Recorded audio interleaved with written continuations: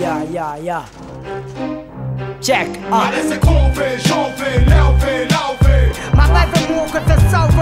Bonjour à tous, j'espère que vous allez bien. C'est Jean-Paul Custos, dit Papillon. Dans le milieu et depuis un certain nombre d'années, on appuie sur mon nom d'artiste qui est Papillon, en direct de Yunchat pour Caribbean News. Donc moi, ça fait maintenant, depuis 1990, je suis tombé dans la marmite de la culture hip-hop à travers la danse.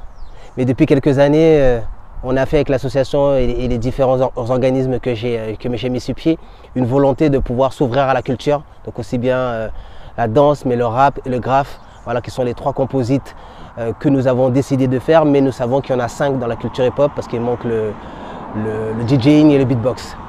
Donc voilà, donc aujourd'hui je suis en Guadeloupe. Et pour moi c'était important d'avoir ce moment de partage ici sur la terre Guadeloupe dont je viens. Et partager avec vous toute cette énergie qui me permet d'être passionné. Et passionné de quoi? De deux choses. De la Guadeloupe, donc dans son ensemble, de tout ce qui se compose de la Guadeloupe, positif ou négatif, ça fait la Guadeloupe. Et de la culture hip-hop, pareil, positif et négatif et tous les moyens d'expression. Donc depuis 1990, j'ai commencé en tant que danseur, parce que c'était la chose qui m'a fait comprendre et connaître à travers une émission qui s'appelait Rapline à l'époque. Et ensuite, au fur et à mesure du temps, j'ai rencontré des acteurs du mouvement hip-hop en Ile-de-France, puisque depuis maintenant 15 ans, je fais des allers-retours entre la Guadeloupe et l'Île-de-France, parce qu'à un moment donné, j'avais besoin de faire ce retour aux sources. Et il est important pour moi de rester connecté sur le mot hip-hop dans sa globalité, donc dans ce niveau international. Donc à travers la France, je touche l'Europe, je touche d'autres continents, et que pour moi, c'est important de pouvoir me ressourcer pour mieux ramener cette énergie lorsque je reviens sur la Guadeloupe.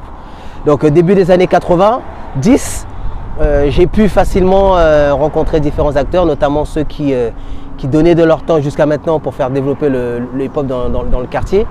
Et ensuite, ce qui s'est passé, c'est que moi-même, j'ai voulu prendre le flambeau. Et après avoir commencé par danser, je me suis retrouvé à pouvoir proposer de la façon la plus simple une transmission, on va dire. Voilà, on était dans un centre social et on nous a dit tout simplement bon les gars, vous entraînez, ça vous dit pas de pouvoir partager avec les jeunes ce que vous faites, ça vous dit de monter une association, etc. Donc c'est comme ça que on a monté notre première association qui s'appelait Charm & Style. Et c'est comme ça que je suis vraiment rentré dans l'esprit de donner des cours de danse, mais j'ai compris avec du recul que j'étais déjà dans la transmission, puisque nous, dès nos premières sessions, on était déjà dans une dimension, voilà, il y a l'équipe des grands et les plus petits, on vous transmet ce qu'on a pour que vous puissiez représenter cette énergie et le partager un petit peu partout. Donc on n'était pas forcément dans l'énergie cours de danse. C'est au fur et à mesure des années que je me suis renseigné. Voilà, je suis parti de cours en cours pour voir un peu comment ça se passe. Donc format de base, échauffement, développement, étirement, voilà, pour un niveau des cours, et on a appris sur le terrain. Ça c'est le hip-hop. À un moment donné, on n'a pas le besoin d'une formation de base. Maintenant, il faut entendre qu'on arrive dans une nouvelle ère depuis au moins ces 20 dernières années, et on ne peut pas aussi demander à tout le monde de réfléchir de la même façon et d'aller dans la même vision. L'essentiel, c'est de respecter ce mouvement hip-hop, et que quand tu proposes, peu importe la matière que tu mets en avant, tu le fais dans le bon esprit.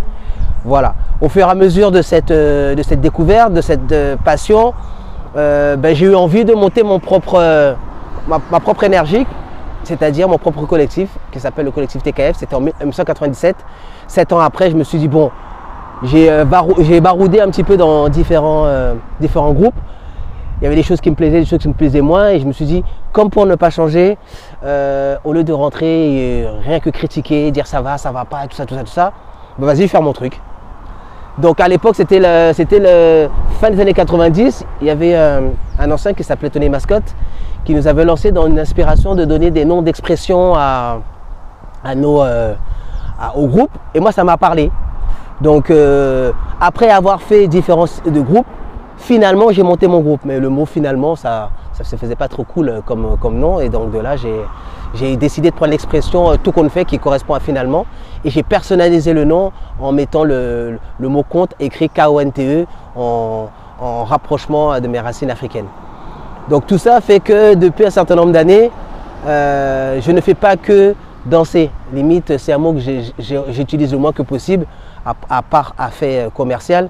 parce que le mouvement hip-hop, c'est des moyens d'expression. Nous avons décidé de rentrer dans ce mouvement parce qu'on voulait dire quelque chose, on voulait s'exprimer, on voulait dire quelque chose aussi bien de positif, mais négatif dans le sens revendiquer des choses. Pas aller faire du bruit pour aller faire du bruit, donc c'est pour ça d'ailleurs que certaines actions de revendication ne me parlent pas, puisque je suis plus dans le côté qu'est-ce que je vais faire pour que ça change, que d'aller dire que ça ne va pas.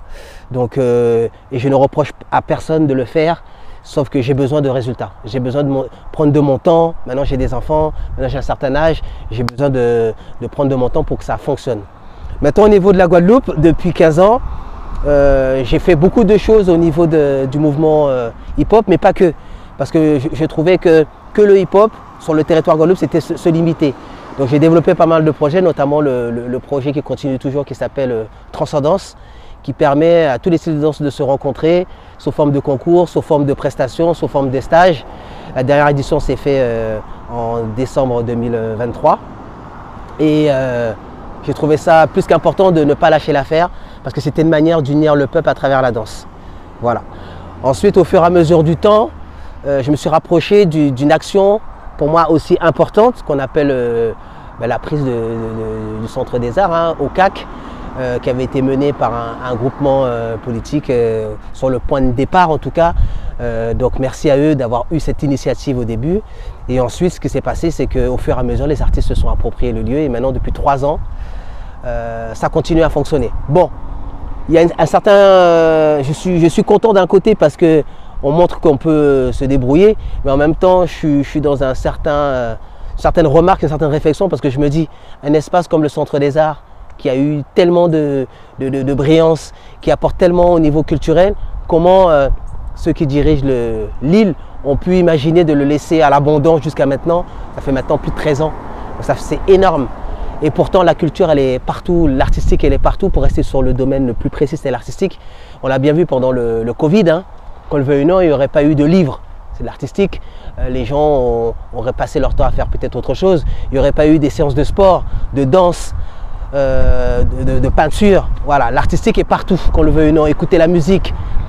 Donc négliger ce point de vie, c'est peut-être négliger son île, qu'on le veuille ou non.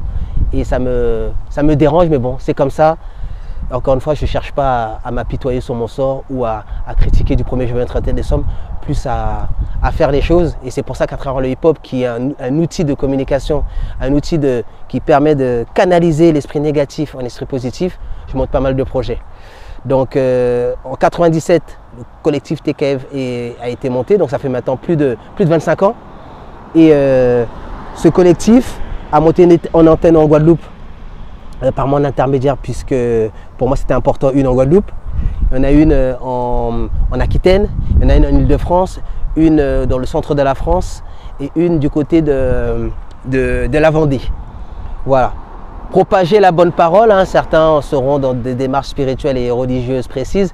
Moi, c'est le hip-hop, ma spiritualité, c'est le hip-hop, ma religion, c'est avec le hip-hop que je croise les gens. Et pas forcément qu'avec des acteurs hip-hop, puisque c'est un mouvement aujourd'hui universel et international. Donc, ce qui fait que c'est ouvert à tout le monde à partir du moment où tu respectes les codes de ce mouvement. Donc voilà, aujourd'hui j'inviterai à tout un chacun de se rapprocher des actions de l'association Esprit Hip Hop, de Pointe-à-Pitre, du collectif TKF sur Paris, plus précisément l'association TKF School.